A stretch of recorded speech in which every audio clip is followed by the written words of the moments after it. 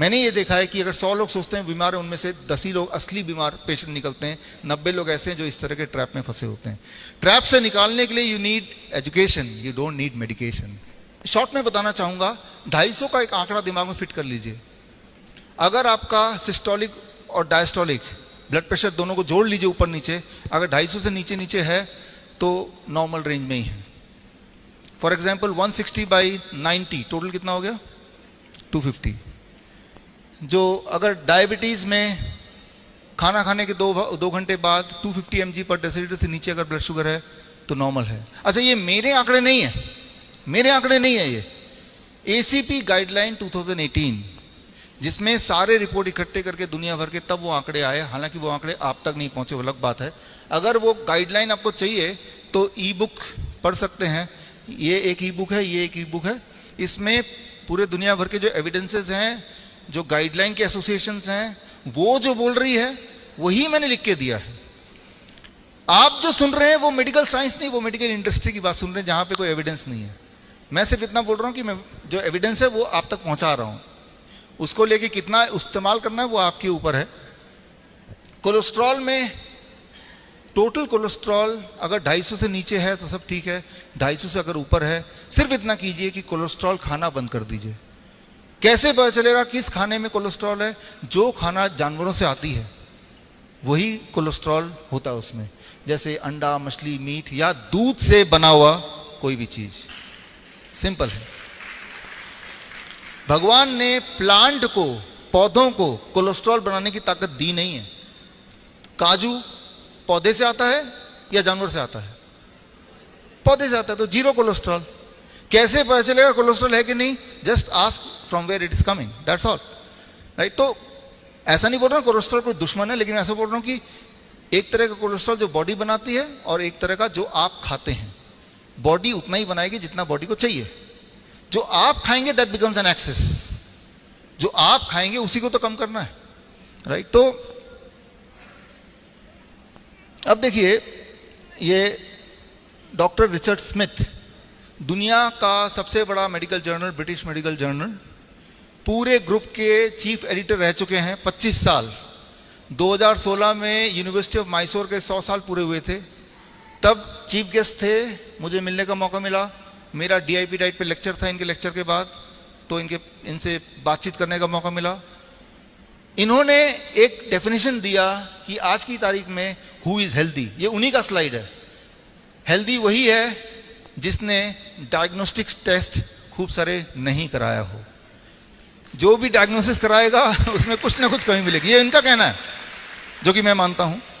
उन्होंने अंदर तक देखा है कि ये जो पेपर बनते हैं, रिसर्च पेपर बनते हैं, कैसे बनते हैं। 25 साल तक मेडिकल जर्नल, दुनिया का सबसे बड़े मेडिकल जर्नल के चीफ एडिटर रहने के बाद उनका ये स्लाइड है, उनका ये कहना है, उनका एक कंक्लूजन है। तो कंक्लूजन ये है, ये आखिरी स्लाइड है, ये रूल नंबर 1 का, कि दुनिया भर में ये देखा गया है कि जनरल चेकअप, एनुअल चेकअप, कई सारे लोग जो कॉर्पोरेट में काम करते हैं साल में एक बार एनुअल चेकअप फ्री होता है उनको, फ्री है करा लिया। फ्री वाली चीज सबसे खतरनाक होती है, आपने सुना ही है। तो दुनिया में 17 इसमें क्लिनिकल ट्रायल रिसर्च पेपर बने हैं कि जो लोग एनुअल चेकअप कराते हैं इन कंपैरिजन टू जो लोग नहीं कराते हैं, क्या जो लोग कराते हैं उनको इसका लाभ मिलता है, वो ज्यादा लंबा जीते हैं, उनकी क्वालिटी ऑफ लाइफ ज्यादा अच्छी होती है। ये क्वेश्चन का जवाब ढूंढना चाह रहे थे। 17 के 17 clinical trials and observation studies को इकट्ठा करके एक मेटा एनालिसिस निकाला, और वो मेटा एनालिसिस आपके आंखों के सामने है। कॉकरेन डेटाबेस सिस्टमेटिक रिव्यू 2019 में छपा, और ये रिव्यू ये कहता है जिन लोगों ने जनरल चेकअप कराए उनकी मौतें जल्दी होती हैं और उनकी क्वालिटी ऑफ लाइफ कम होती है इन कंपैरिजन टू जिन्होंने कोई चेकअप कभी नहीं कराया। ये क्लियर एविडेंस है, राइट। Thank you. तो एविडेंस इतने सारे मैं इसलिए देने पड़ रहे हैं क्योंकि दिमाग में बहुत गहराई तक घुस गया है कि रोज रोज डायग्नोस्टिक कराओ। खास तौर पे मेरे जैसे इंसान, हमारा पाला रोज ही पेशेंट से पड़ता है, लेकिन रोज ही मेरा पाला 90% नकली पेशेंट से पड़ता है और 10% ही असली पेशेंट से पड़ता है। तो हो सकता है कि मेरा समय बच जाए कि नकली वाले पेशेंट समझ जाएं कि वो नकली पेशेंट एक्चुअली वो पेशेंट है नहीं, उनके दिमाग में घुसा दिया गया कि वो पेशेंट है। आप पेशेंट सिर्फ तभी हैं जब आपके बॉडी में कोई सिम्टम है। याद रखिए, अगर आपको कोई दर्द है, कोई पेन है, नींद नहीं आ रही, डिप्रेशन में है, यू आर रियल पेशेंट। अगर आपको कोई तकलीफ नहीं है, मैं पेशेंट से पूछता हूं कोई तकलीफ है, बहुत सोच के बोलते हैं कि 4 दिन पहले हेडेक हुआ था, तो मैं समझ जाता हूं ये नकली पेशेंट आ गया है, राइट। नकली पेशेंट को तभी नाम दिया गया पेशेंट, मतलब you have to have patience, right. तो आपको समझना पड़ेगा नकली पेशेंट असली पेशेंट में डिफरेंस क्या है।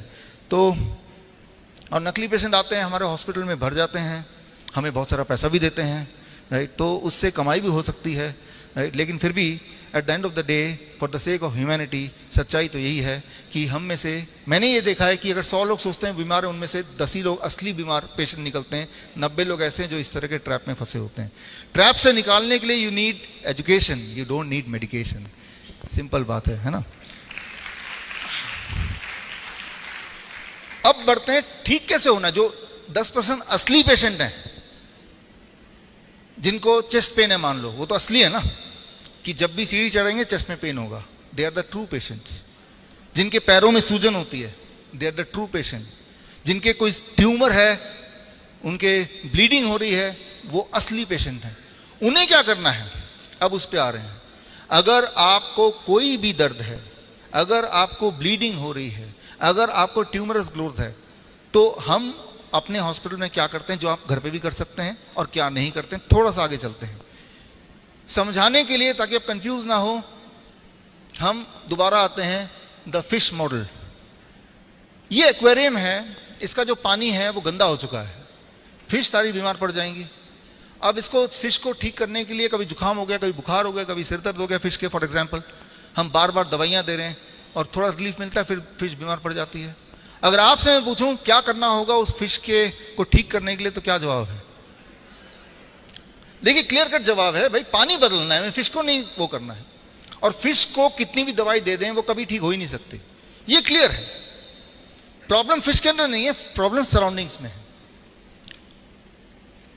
आप ये देखेंगे हमारे साथ, अगर हम फिश हैं तो ऐसा ही कुछ हो रहा है। मान लो मैं बोलता हूं कि ठीक है पानी को साफ करते हैं, तो पानी के कचरे को मैंने निकाला और उठा के एक कोने से उठाया, उस कचरे को दूसरे कोने में डाल दिया, फिर दोबारा वो पानी में घुल जाएगा, है ना। गार्बेज रीलोकेशन ज्यादातर शहरों में ऐसे ही होता है, इंदौर को छोड़ के, क्योंकि ये क्लीन सिटी है, राइट। शहर के एक छोर से कचरा उठाया, किसी दूसरे छोर में जाके लगा दिया, क्योंकि कचरा गायब कहां होगा, इट इज ओनली रीलोकेशन। स्वच्छता क्या है कि यहां स्वच्छता दिखाना, यहां से साफ निकालो कचरा, एक और जगह पहुंचा दो, चांद पे तो भेज नहीं सकते उसको। रीलोकेशन, यही तो होता है ना। हमारे बॉडी के साथ भी ये होता है। एक उदाहरण ले रहा हूं, आपका ब्लड शुगर ज्यादा आता है, मान लो आप ट्रू पेशेंट हैं, ट्रू सच्ची में 300 400, जिससे आपको बहुत तकलीफ होती है, सिम्टम आते हैं, आप पेशाब करते हैं तो वहां चींटियां इकट्ठे हो जाती हैं, ठीक है ना, कमजोरी है आपको, तो आप ट्रू पेशेंट हैं। लेकिन जैसे ही आपने दवाई ली तो ब्लड शुगर चेक किया, ब्लड शुगर भी कम, सिम्टम भी चले गए। तो कभी आपने सोचा वो जो दवाई अपने ब्लड शुगर की ली, उसने ब्लड के शुगर को उठा के मैजिकली कहां गायब कर दिया? ब्लड का शुगर तो कम हो रहा है, ब्लड में शुगर कम है, तो वो शुगर गया कहां? दवाई इतना करता है कि ब्लड से शुगर को लेता है और रीलोकेशन ऑफ गार्बेज आपके किडनी में, आपके हार्ट में, आपकी आंखों के पीछे, आपके स्किन के पीछे, आपके जेनेटिक्स के हिसाब से कहीं ना कहीं आपके जॉइंट्स के बीच में। तो वही वाला पेशेंट कुछ समय बाद बोलता है मेरा शुगर तो नॉर्मल है, लेकिन पता नहीं जोड़ों में बहुत दर्द है। वही वाला पेशेंट 10 साल बाद मिलेंगे तो वो किडनी पेशेंट बन जाएगा, पैरों में हाथों में सूजन होगी, जबकि ब्लड शुगर नॉर्मल था। It is a garbage relocation. जितनी सारी दवाइयां हैं वो प्रिंसिपल, इसी प्रिंसिपल पे काम करती है कि गार्बेज एक जगह से उठाओ बॉडी के, और बॉडी के ही कहीं ना कहीं और छुपा दो, तो उस वाले पैरामीटर को मेजर करेंगे तो वो ठीक दिखेगा, लेकिन अल्टीमेटली वो पेशेंट ज्यादा बीमार है। समझिए इसको, आपका इरादा, आपका गोल कोई एक नंबर को नहीं चेज करना है, आपका गोल है कि ओवरऑल हेल्दी फील करना। तो जब भी आप दवाई लेके ब्लड शुगर को कम करेंगे तो याद रखिए वो जो दवाई है वो सिर्फ गार्बेज रीलोकेशन। अगर हम इस पानी से कचरा निकाल के फिर दोबारा किसी और कोने में डाल दें, फिश कभी भी ठीक नहीं होने वाली। और ये सिर्फ ब्लड शुगर की बात नहीं कर रहा हूं, जितनी सारी दवाइयां बनी हैं सबका मैकेनिज्म एक ही है, बल्कि इससे भी भयंकर।